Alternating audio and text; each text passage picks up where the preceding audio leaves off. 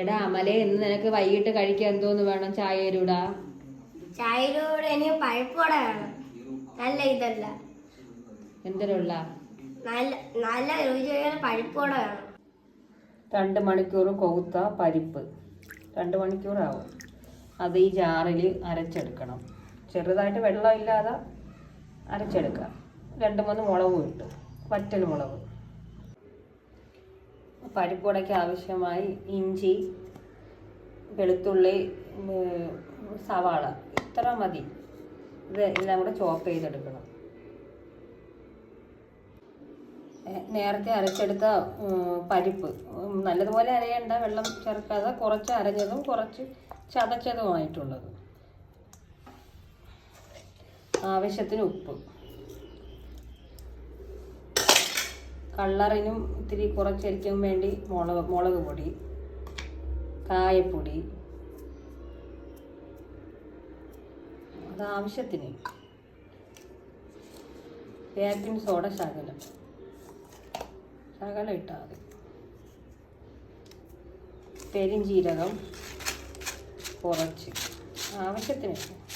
ഈ ശകലം മസാലപ്പൊടി ഇട്ടാലും മതി. പിന്നെ കറിവേപ്പില. ഇതെല്ലാം കൂടെ മിക്സ് ചെയ്യണം. എല്ലാം കൂടെ നല്ലതുപോലെ മിക്സ് ചെയ്യണം. നല്ലതുപോലെ മിക്സ് ചെയ്തെടുക്കണം.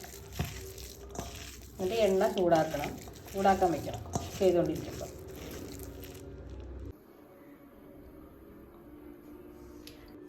എണ്ണ നല്ലതുപോലെ ചൂടായിട്ടുണ്ട്. ഇനി ഒരു ചെറിയ ഉരുളകളാക്കി എടുക്കണം. കയ്യിൽ വെച്ച്, ഒരുപാട് കനം വേണ്ട, കനം കൂടിപ്പോയി കഴിഞ്ഞാൽ അകം വേവില്ല. എണ്ണയിലോട്ട് ഇടണം. തീയൊക്കെ കുറയ്ക്കണം. അപ്പോൾ ഇതുപോലെ 2-3 എണ്ണം.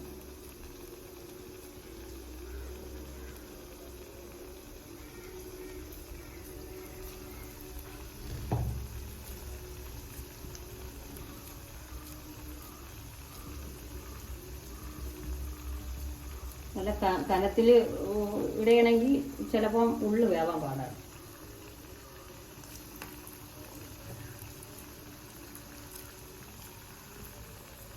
ഒന്നുകൂടെ ഇടാം.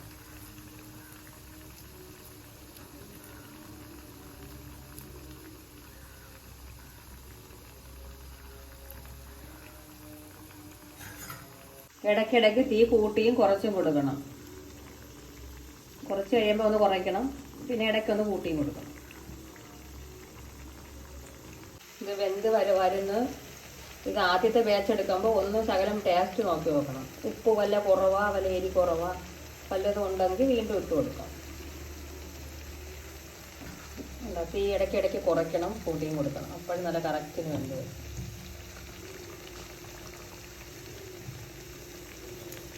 ഉപ്പൊക്കെ ചിലപ്പോൾ കുറവായിരിക്കും നമ്മൾ എന്തെങ്കിലും ഇടുമ്പോൾ.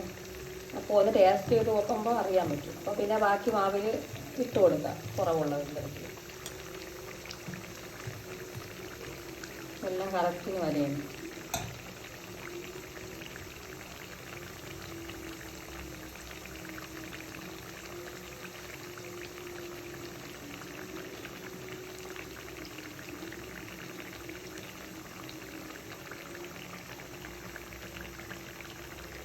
റെഡി ആയിട്ടുണ്ട്.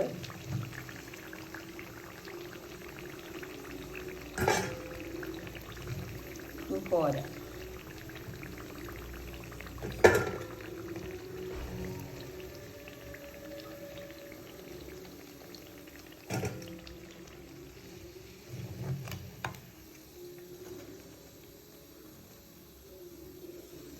ബാക്കി അതുപോലെ ഉണ്ടാക്കിയെടുക്കാം. പരിപ്പ് വട റെഡി ആയിട്ടുണ്ട്. അമലിന് കൊടുക്കുക. എൻ്റെ മോൻ ചോദിച്ച് പരിപ്പ് വട വേണമെന്ന്. അമ്മ പരിപ്പോട അടിപൊളിയായിട്ടുണ്ട്. കൊള്ളാം.